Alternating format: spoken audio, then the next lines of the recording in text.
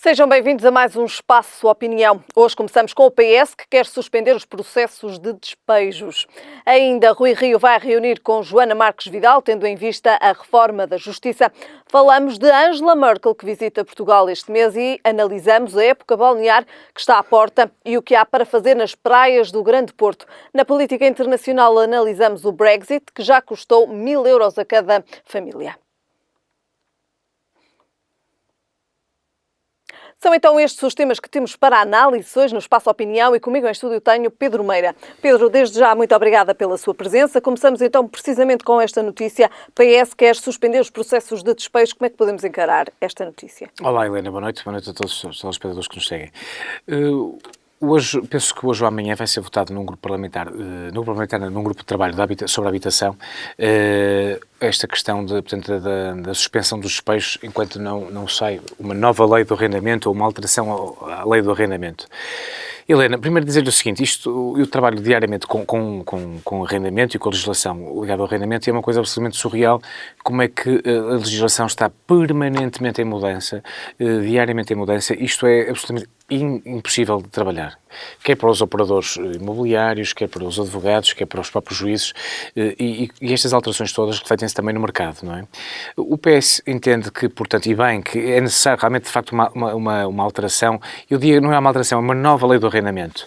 Isto surge devido a esta pressão agora imobiliária, a pressão, no fundo, derivada do... E que assistimos diariamente também. Que assistimos diariamente e que sofremos a pele todos diariamente nas grandes cidades, relativamente à questão do turismo e à questão, portanto, da especulação também imobiliária.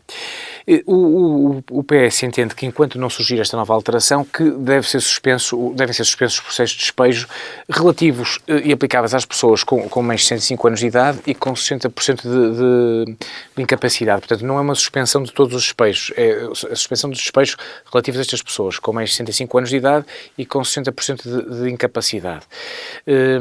Isto pode provocar, Helena, aqui uma grande convulsão.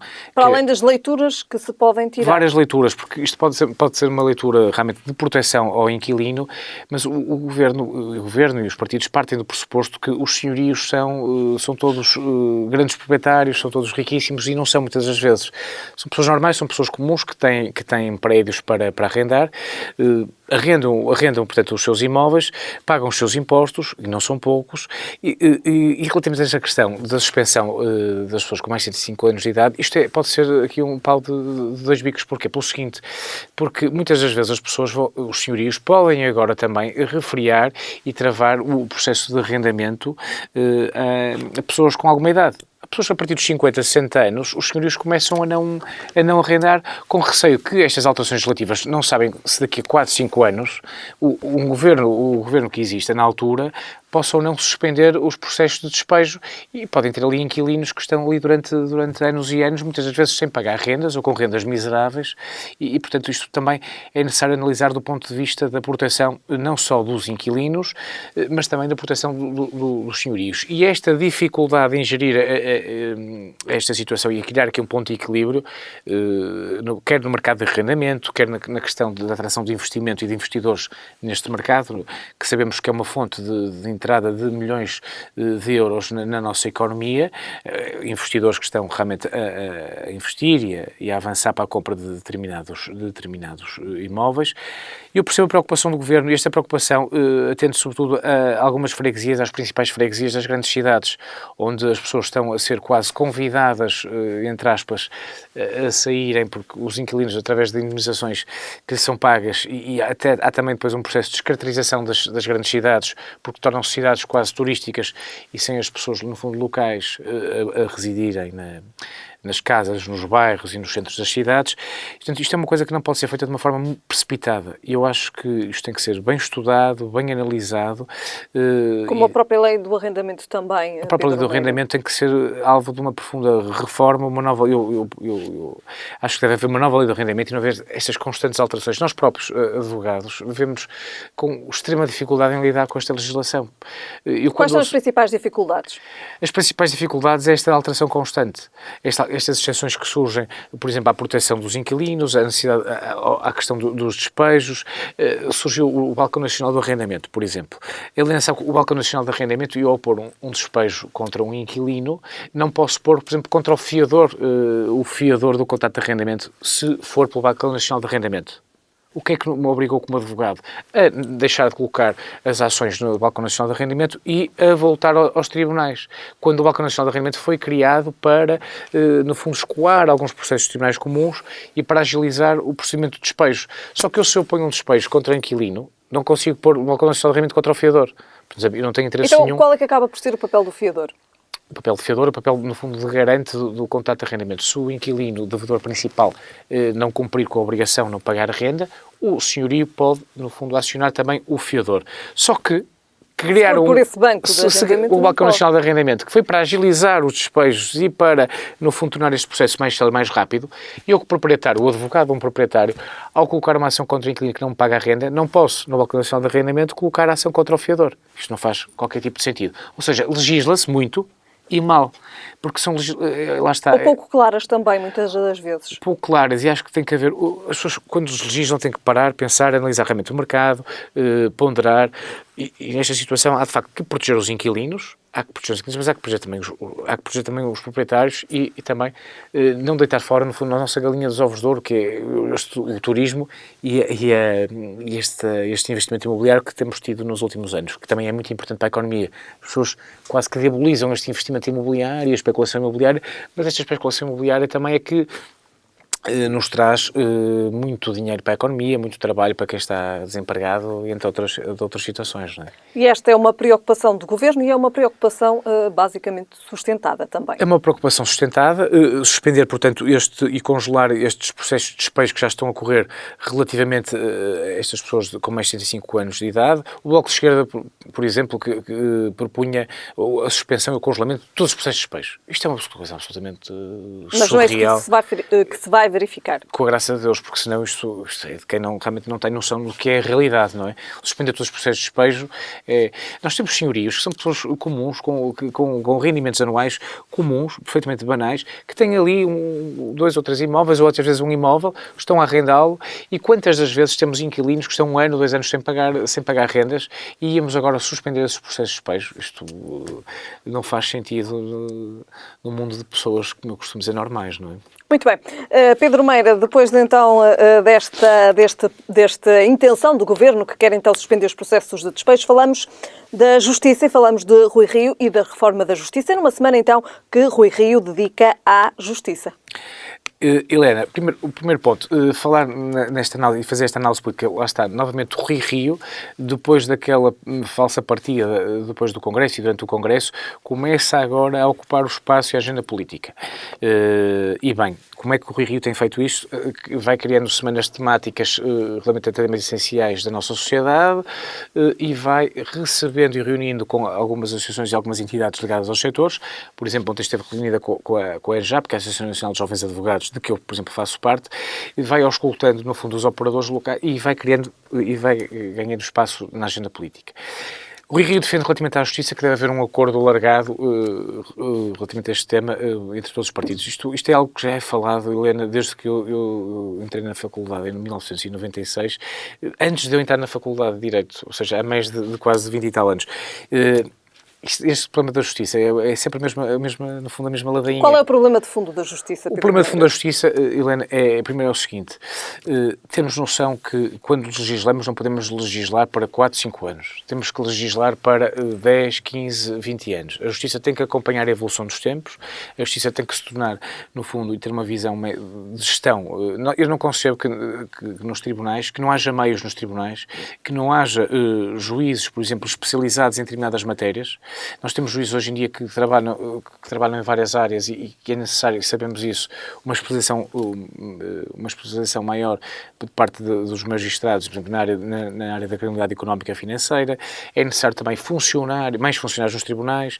Eu não consigo conceber num país como o nosso que estejamos nos tribunais e os funcionários, como eu lido todos os dias, a fazerem contas ao papel se podem gastar mais uma folha ou menos uma folha, porque não há folhas, porque não há orçamento para as folhas. Isto é absolutamente inconcebível.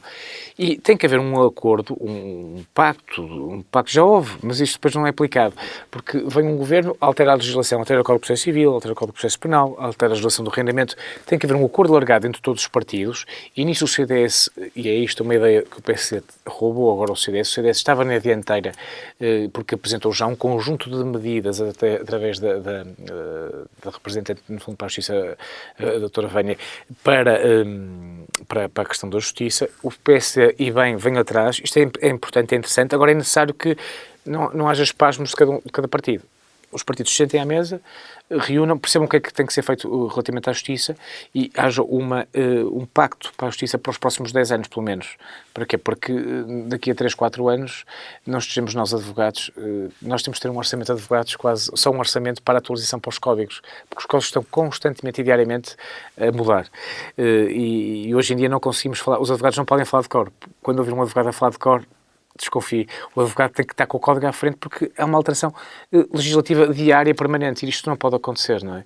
Pedro, Rui Rio toca aqui também no outro ponto, que é um ponto também, um tema recorrente quando se fala de justiça. Toca aqui na questão do segredo de justiça.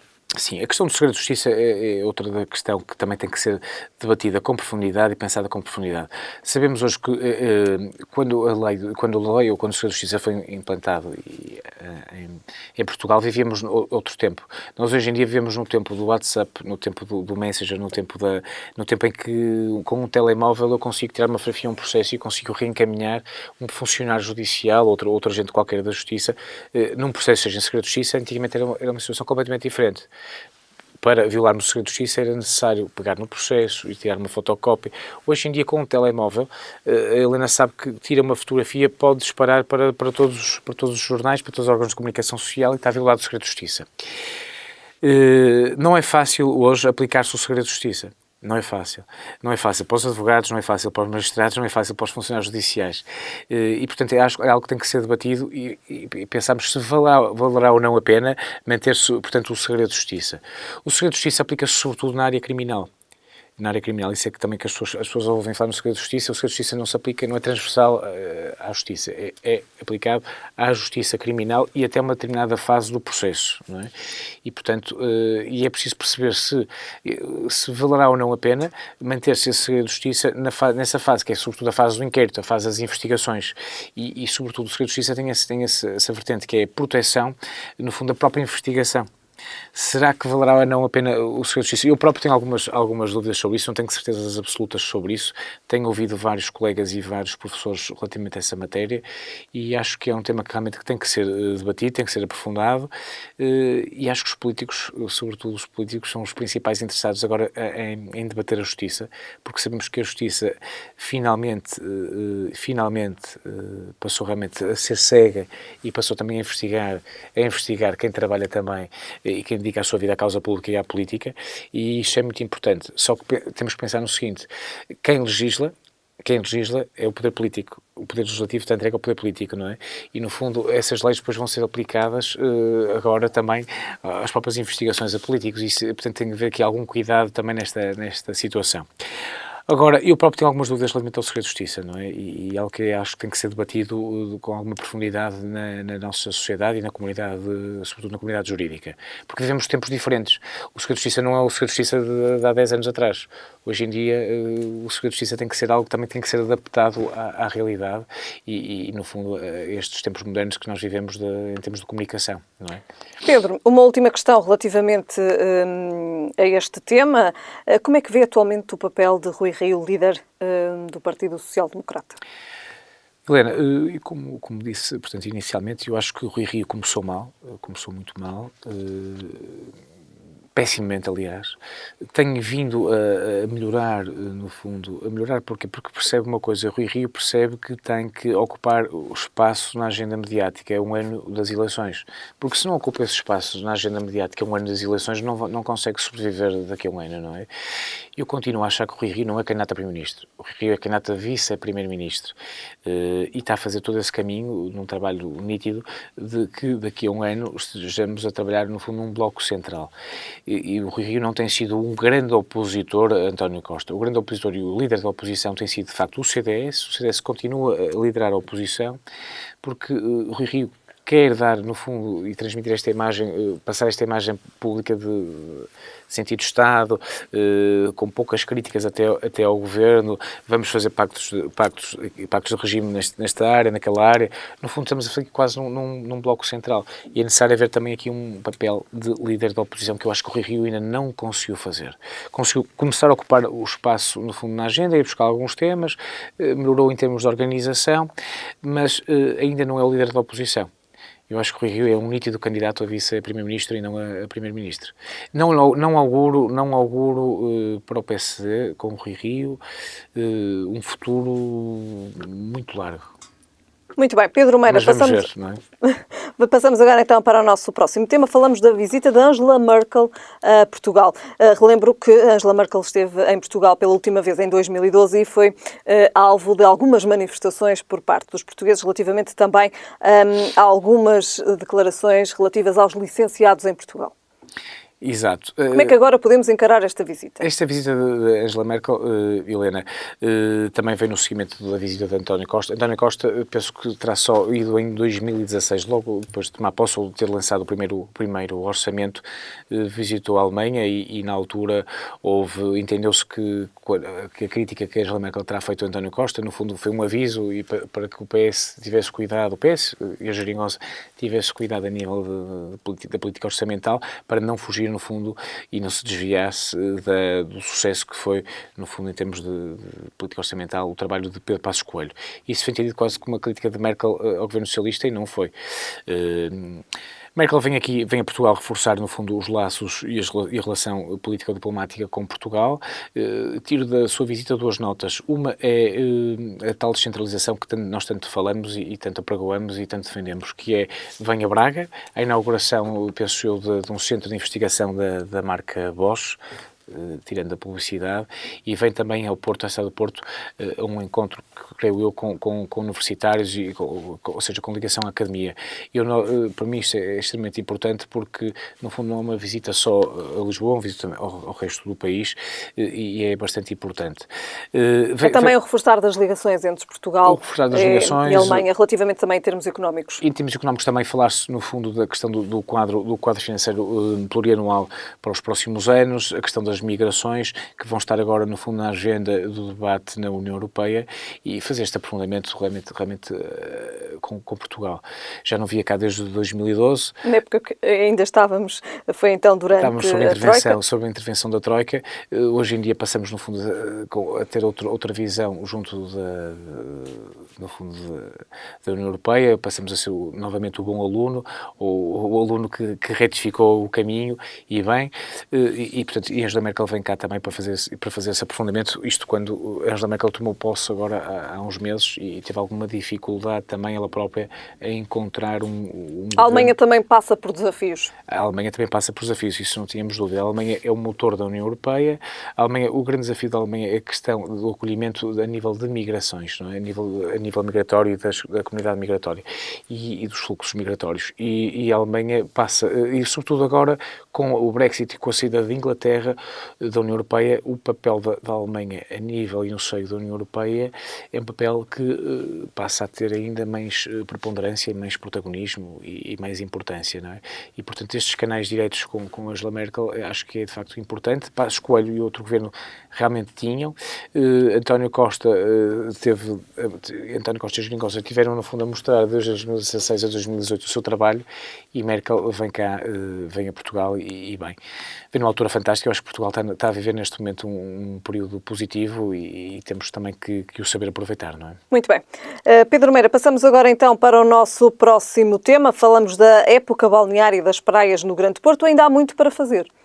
Sim, por incrível que pareça, Helena. Há poucos dias do início da época balnear. Por incrível que pareça. Eu acho que nós temos que pensar o seguinte: as nossas praias, não só as do Grande Porto, mas também as do Grande Porto, são o nosso cartão de visita hoje em dia. Nós vivemos muito acoplados e ligados ao turismo. O turismo é, neste momento, o motor deste país. As praias são o nosso cartão de visita. E eu não consigo perceber, não consigo conceber como é que não temos praias com passadiços todos recuperados? Como é que não temos as praias? Eu sei que existem, mas eu nem tinha bem essa noção. Eu li essa notícia e fiquei realmente assustado. Como é que, a poucos dias de começar a época balnear, temos ainda praias sem as lixeiras, praias com passadiços por completar, e isso não faz sentido. E ontem ouvia uma notícia muito interessante relativamente ao turismo de cruzeiros, agora aqui também em Matosinhos, a quantidade e a enormidade de pessoas que têm chegado ao Porto e ao Grande Porto por intermédio do terminal de cruzeiros, que fazem depois aquele canal e aquela ligação pelas praias, fazem aqueles passeios muitas vezes a pé ou de carro ou de barco. E como é que as nossas praias têm que ser praias são praias de excelência, mas têm que estar cuidadas e tem que haver apoios de praia fantásticos, e temos que tratar as nossas praias como os nossos diamantes, no fundo, não é? As nossas joias da coroa, e tem que haver um cuidado, um investimento muito grande nessa área, sabendo nós que as praias vão estar disponíveis 4, 5, 6 meses por ano, não é?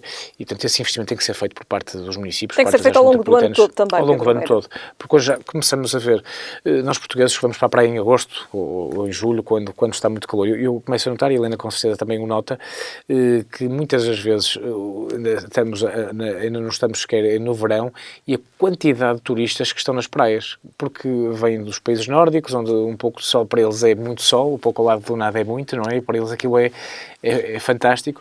E, portanto, estes apoios de praia, os passadiços, isto tem que estar tudo cuidado, penso ao longo do ano, e tem que haver um investimento e um reforço do investimento nessa área. Até mesmo pela qualidade das praias e do areal. Temos das melhores praias do mundo, eu já não falo da Europa, temos as melhores praias do mundo, e temos é que realmente cuidá-las e saber tratá-las, porque senão corremos o risco de, como eu dizia, de destruirmos as nossas joias, não é? Muito bem. Pedro Meira, passamos agora então para a política internacional. Falamos precisamente do Brexit e de quanto já custou a cada família. 1.000 euros são dados então do Banco de Inglaterra. Lá está, Helena, o Brexit e a sua repercussão, já não digo indireita, mas direta na economia do Reino Unido, não é? O governador do Banco de Inglaterra diz que, portanto, esta tomada de decisão de saída do Brexit em 2016 já custou às famílias britânicas 900 libras, ou seja, 1.000 euros. Isto porquê? Por duas situações.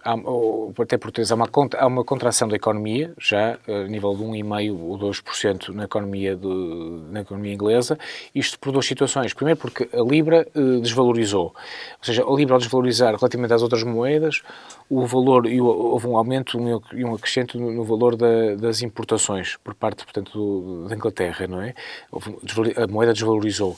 E depois também houve uma contração, porque já vocês têm certeza, não se sabe muito bem o que é que vai ser a repercussão na economia, e uma contração no investimento que é feito em Inglaterra. Isto acaba por ter depois repercussões na economia e no bolso direto, portanto, dos ingleses. Sabemos que a Inglaterra, portanto, o Reino Unido vai sair da União Europeia no próximo ano, não é? Este é um processo de saída aos poucos e lento. A 29 de março de 2019. Eu estou convencido que os próprios ingleses, muitos deles já estarão arrependidos da decisão que tomaram, e esse arrependimento, sobretudo, sente-se e vai-se ressentir quando lhes chegar, perdão uma expressão, ao bolso, não é? Ao bolso e à carteira.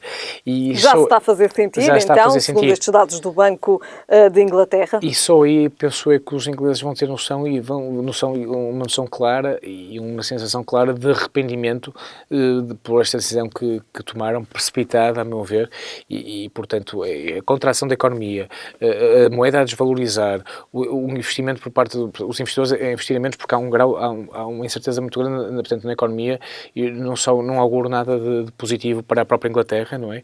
E para a União Europeia também não é nada bom que a Inglaterra tivesse saído. Sabemos que a Inglaterra era um dos grandes fornecedores, no fundo, para o orçamento comunitário, e, portanto, o Brexit, ninguém vai ganhar com o Brexit. Mas há outro problema também relativamente aqui à questão da Europa, que é precisamente a Itália também. A questão da Itália... Isto fazendo aqui uma correlação entre a Itália e a Inglaterra relativamente à saída da União Europeia. Exato. Muito rapidamente. Sim, muito rapidamente. Lancei aqui um tema, mas estamos a terminar. A Itália tem outro fenómeno. A Itália tem a questão da localização geográfica, não é? Não só da parte económica, mas da localização geográfica por causa também da questão da migração, não é? Mas também coloca a hipótese de, quando se formar governo, sair da União Europeia. Pois, isso é um tema muito vasto que nos dávamos aqui vai no Pamangas. E essa saída da Itália, assim, seria catastrófico. Seria catastrófico não para a União Europeia, mas para a Itália, sobretudo, não é? E para a União Europeia era nada positivo porque... Sabemos, de facto, aqui que a Inglaterra, com esta decisão... Abriu aqui a caixa de Pandora, como se costuma dizer, o seu crescimento económico passou dos mais rápidos e dos mais... Sim, o crimento económico da Inglaterra no G7... Agora é dos mais lentos. A Inglaterra pertence, portanto, aos países industrializados, aos G7, aos 7 países...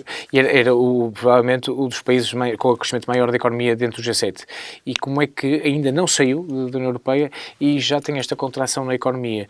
Portanto, isto não é positivo. E a Itália, estou convencido que ao ver esta situação, ao ver este impacto da economia com esta saída da União Europeia, vai perceber que não é o caminho correto para o país, não é? Muito bem. Assim, Pedro Meira, assim terminamos então com este tema de política internacional. Falamos então do Brexit e do custo que já teve para as famílias. Voltamos a ver-nos numa próxima oportunidade. Muito obrigada. Muito obrigado. Foram então estes os temas hoje em análise no Espaço Sua Opinião. Apenas uma última nota relativamente à visita de Angela Merkel. Será então uma visita oficial a Portugal, assim é que será então nos dias 30 e 31 deste mês. Eu regresso amanhã.